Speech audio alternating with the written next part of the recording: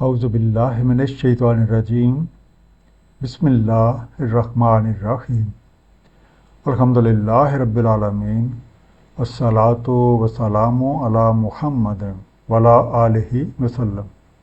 انشاءاللہ آج ہم سورہ حج کے چوتھے رکوع کا مطالعہ کریں گے۔ اس پچھلے رکوع کا خاتمہ اس بات پہ ہوا تھا کہ وہ لوگ جو خود حق سے انکار کرتے ہیں، دوسرے لوگوں کو اللہ کی راہ سے روکتے ہیں اور مسجد حرام سے بھی، حالانکہ مسجد الحرام وہ جگہ ہے جہاں پہ داخلے کے حقوق مقامی اور غیر مقامی سب لوگوں کے لیے برابر ہیں۔ اس لیے کسی کو بھی حق حاصل نہیں کہ مسجد الحرام میں داخلے سے کسی کو روکے۔ اس لیے جو کوئی بھی ظلم اور الحاظ سے ان احکامات کی خلاف ورزی کرے گا تو اسے کسی نہ کسی المناک عذاب سے دوچار ہونا پڑے گا۔ اس دعا کے ساتھ کہ اللہ تعالی ہم سب کو نبی کریم صلی اللہ علیہ وآلہ وسلم کے طفیل قرآن کریم کا صحیح مفہوم عطا فرمائیں، آئیے مطالعہ قرآن کا آغاز کرتے ہیں۔ سورہ حج رکوع نمبر 4، جو کہ آیات 26 سے 33 تک ہے۔ بسم اللہ الرحمن الرحیم۔ وَإِذْ بَوَّأْنَا لِإِبْرَاهِيمَ مَكَانَ الْبَيْتِ أَلَّا تُشْرِكْ بِي شَيْئًا، اور جب ہم نے تجویز کر دی ابراہیم علیہ السلام کے لیے جگہ گھر کی کہ نہ شریک کرنا میرے ساتھ کسی شے کو، وَطَهِّرْ بَيْتِيَ لِلطَّائِفِينَ وَالْقَائِمِينَ وَالرُّكَّعِ السُّجُودِ، اور پاک رکھنا میرا گھر طواف کرنے والوں، قائم رہنے والوں اور رکوع کرنے والوں، سجود کرنے والوں کے لیے۔ مسجد الحرام وہ جگہ ہے جو اللہ تعالیٰ نے تجویز کی اور حضرت ابراہیم علیہ السلام اور ان کے جلیل القدر بیٹے حضرت اسماعیل علیہ السلام نے اس جگہ بیت اللہ کی تعمیر کی۔ رب کریم نے حضرت ابراہیم علیہ السلام کو ارشاد فرمایا کہ میرے ساتھ کسی کو بھی شریک نہ کرنا، اور اس گھر یعنی بیت اللہ کو طواف کرنے والوں، حق پر قائم رہنے والوں، رکوع و سجود کرنے والوں کے لیے ہر طرح کی آلودگی سے پاک رکھنا، تاکہ جو لوگ بھی یہاں پہ آئیں وہ پورے ثبات دل کے ساتھ اس میں قیام کریں اور یہاں پہ جو برکتیں اور رحمتیں ہیں ان کو سمیٹیں۔ سورہ آل عمران آیت نمبر 96 میں ارشاد ہے، بے شک بیت اول جو وضع ہوا لوگوں کے لیے وہی ہے جو مکہ میں ہے، مبارک اور ہدایت مومنین کے لیے۔ وَأَذِّن فِي النَّاسِ بِالْحَجِّ، اور اعلان کر دے لوگوں میں حج کے لیے۔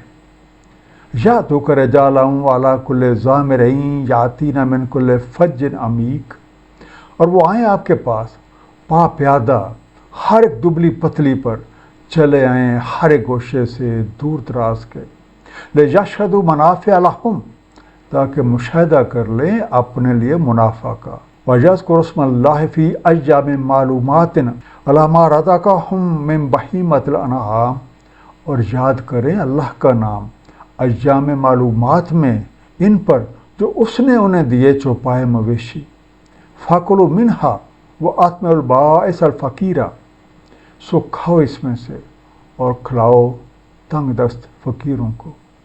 انڈرلائن لفظ ہے ضامرن، صاد میم را سے بنا، دبلی پتلی، چھریری، لین، تھن ماؤنٹ۔ یہ دبلا پن طویل سفر، تھکاوٹ اور بھوک کی وجہ سے بھی ہو سکتا ہے۔ دوسرا انڈرلائن لفظ ہے امیکن، عین میم کاف سے بنا، لمبی یا گہری، ڈیپ۔ رب کریم نے حضرت ابراہیم علیہ السلام کو حکم دیا کہ وہ لوگوں میں حج کے لیے اعلان عام کر دیں، تاکہ وہ آپ کے پاس نزدیک اور دور سے پیدل بھی چلے آئیں اور سواریوں پر بھی چلے آئیں۔ آیت نمبر 27 میں لفظ ضامر اور عمیق کا استعمال ایک تھکا دینے والے سفر اور عظیم فاصلے کا اظہار ہے۔ اس گھر میں پہنچنے کا مقصد یہ ہے کہ لوگ اپنی آنکھوں سے ان نفع بخش جگہوں کا مشاہدہ کر لیں جو رب کریم نے ان کے لیے رکھے ہیں۔ سورہ آل عمران آیت نمبر 97 میں ارشاد ہے، اس میں روشن نشانیاں مقام ابراہیم ہے، اور جو کوئی اس میں داخل ہو جائے امان میں ہے۔ اللہ تعالیٰ کے لیے لوگوں پر حج ہے اس گھر کا، جو کوئی بھی استطاعت رکھے اس کی طرف رسائی کی، اور جو کفر کرے تو بے شک اللہ تعالیٰ غنی ہے ظالمین سے۔ تو ضروری ہے کہ جب بھی لوگ اپنے چوپاؤں کو ذبح کریں تو ان پہ اللہ تعالیٰ کا نام لیں، اور پھر اس میں سے خود بھی کھائیں اور تانگ دست محتاجوں کو بھی، تاکہ وہ بھی اللہ کی نعمتوں سے مستفید ہوں۔ ثم لیقضوا تفثہم، پھر چاہیے کہ وہ ختم کریں اپنا میل کچیل، ولیوفوا نذورہم ولطوفوا بالبیت العتیق، اور پوری کریں اپنی نظریں اور طواف کریں بیت العتیق کا۔ انڈر لائن لفظ ہے تفثہم، نون فے سے بنا، اپنی کثافت، ہم کہہ سکتے ہیں میل کی تہیں، انکیمپٹنس، امپیورٹی، عتیق عین تے کاف سے پرانا یا پیش رو ہونا، خواہ اس کا تقدم زمان، مکان یا رتبہ کے اعتبار سے ہو، اینشنٹ۔ بیت عتیق سے مراد بیت اللہ ہے، اور اس کا ایک مفہوم وہ گھر ہے جو ہر قسم کی غلامی اور محکومی سے محفوظ ہے۔ اس پر نہ تو کسی کا غلبہ ہے اور نہ اجارہ داری، اس میں داخلے کے حقوق سب کے لیے یکساں ہیں، جیسا کہ اسی سورہ کی آیت نمبر 25 میں ارشاد ہوا، اور مسجد الحرام جسے ہم نے کر رکھا ہے لوگوں کے لیے مساوی، اس میں رہنے والے اور باہر سے آنے والے۔ یہاں آنے والے جب مناسک حج ادا کر لیں تو انہیں چاہیے کہ وہ ہر طرح کی جسمانی اور نفسانی کثافتوں سے اپنا دامن چھڑا لیں، اور ہر طرح سے پاک صاف ہو کے جو منتیں مان رکھی تھیں وہ پوری کریں، اور پھر اس مقدس گھر کا طواف کریں۔ ہر طرح کی پاکی حاصل کرنے کے بعد طواف کا مقصد اس بات کا اظہار ہے کہ اب ہم اسی مرکز کے ساتھ وابستہ رہ کے اپنی زندگی گزاریں گے، ذاتیات کو بالائے طاق کا رکھ کے اجتماعیت کا رخ کرنے والے بن جائیں گے۔ ذالک ومن یعظم حرمات اللہ فہو خیر لہ عند ربہ، یہ ہے، اور جو کی تعظیم کرے اللہ کی حرمتوں کی تو وہ بہتر ہے اس کے لیے اپنے رب کے ہاں۔ وحلت لکم الانعام الا ما یتلی علیکم، اور حلال ہیں تمہارے لیے چوپائے سوائے ان کے جو بتلائے جا چکے ہیں تمہیں۔ فاجتنبوا الرجس من الاوثان واجتنبوا قول الزور، بس اجتناب کرو بتوں کی آلودگی سے اور کتراؤ کی باتوں سے۔ انڈر لائن لفظ ہے اوثان، واؤ سے نون سے بننا۔ کچھ چیزوں کو سب کچھ سمجھ کے جمے ہوئے ہیں، ذہنی جمود اور تعطل کا شکار ہیں، ٹیکن ایز آئیڈل۔ اس رکوع کی پچھلی آیت میں بیت اللہ کی تعمیر اور حج کا مقصد بیان فرمایا گیا۔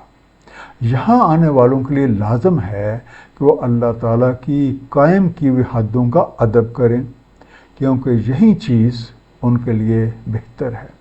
کسی اللہ والے نے کیا خوب کہا ہے، با ادب با نصیب، بے ادب بے نصیب۔ اللہ تعالیٰ کا فرمان ہے کہ تمہارے لیے تمام چوپائے حلال ہیں سوائے ان کے جو تمہیں اس سے پہلے بتائے جا چکے ہیں۔ اس لیے اب ہر طرح کے شرک سے اپنا دامن بچا کے رکھنا ہے، ہر طرح کی بت پرستی سے اجتناب کرنا ہے، چاہے یہ بت مادی ہوں، خواہشات کے ہوں، طاقت کے ہوں یا دولت کے۔ اس کے علاوہ ایسی تمام باتوں سے بھی بچ کے رہنا ہے جو ذہنی یا کسی نفسانی آلودگی کا باعث بنے۔ حنفاء للہ غیر مشرکین بہ، یکسو ہو کر اللہ تعالیٰ کے بغیر شرک کیے اس کے ساتھ۔ ومن یشرک باللہ فکأنما خر من السماء، اور جو کوئی شرک کرتا ہے اللہ کے ساتھ تو جیسے وہ گر پڑا آسمان سے۔ وَتَخْطَفُ الطَّيْرُ وَتَهْوِي بِهِ الرِّيحُ فِي مَكَانٍ سَحِيقٍ، تو اچک لے جائیں اسے پرندے یا جا پٹکے اسے ہوا کسی دور کی جگہ میں۔ انڈر لائن لفظ ہے سحیق، سین ہے کاف سے بنا، دور، ریموٹ۔ حج کے بعد لازم ہے کہ بقیہ زندگی یکسو ہو کے گزاری جائے اور اللہ تعالیٰ کے ساتھ کسی کو بھی شریک نہ ٹھہرایا جائے، کیونکہ سب کچھ جان لینے اور رب کریم نے جو فائدہ مند چیزیں بیت اللہ میں رکھی ہیں ان کا اپنی آنکھوں سے مشاہدہ کر لینے کے بعد بھی اگر کوئی شخص شرک کا ارتکاب کرے تو اس کی حالت اس شخص کی سی ہے جو اللہ کی مہربانی کے ساتھ ایک انتہائی بلند مقام تک جا پہنچے، لیکن اپنی غلطیوں کا باعث وہاں سے گر جائے، یا اسے کوئی پرندے اچک لے جائیں، یا ہوا اسے اڑا کے کسی دور کی جگہ پہ جا پٹکے اور وہ کسی کام کا نہ رہ جائے۔ سورہ زمر آیت نمبر 65 میں ارشاد ہے، اور تحقیق وحی کی گئی تمہاری طرف اور ان کی طرف جو تم سے پہلے ہوئے، اگر تم نے شرک کیا تو ضرور اکرز جائیں گے تمہارے اعمال اور تم ضرور ہو جاؤ گے خسارہ پانے والوں میں سے۔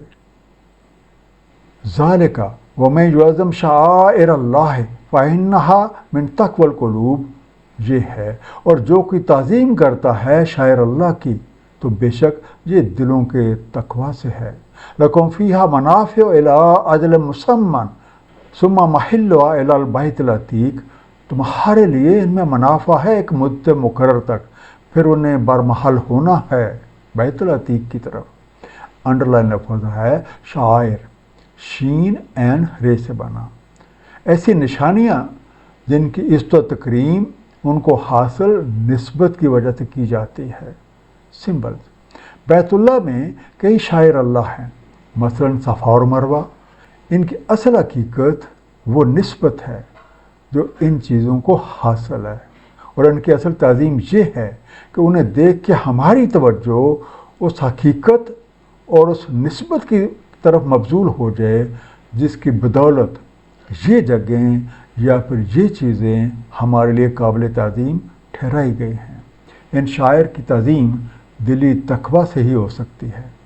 سورہ بقرہ آیت نمبر 158 میں صفا اور مروہ کے متعلق ارشاد ہے، بے شک صفا اور مروہ شعائر اللہ ہیں، تو جو کوئی حج کرے اس گھر کا یا عمرہ کرے تو نہیں کوئی مذائقہ اس پر کہ طواف کرے ان دونوں کے بیچ، اور جو کوئی شوق سے بلائی کرے تو بے شک اللہ تعالیٰ قدر شناس ہے، علیم ہے۔ اسی طرح قربانی کے بڑے جانوروں کو بھی شاعر اللہ قرار دیا گیا ہے، ان میں ہم سب کے لیے ایک وقت مقرر تک فائدہ اٹھانا ہے اور ان کی اصل منزل بیت العتیق ہے۔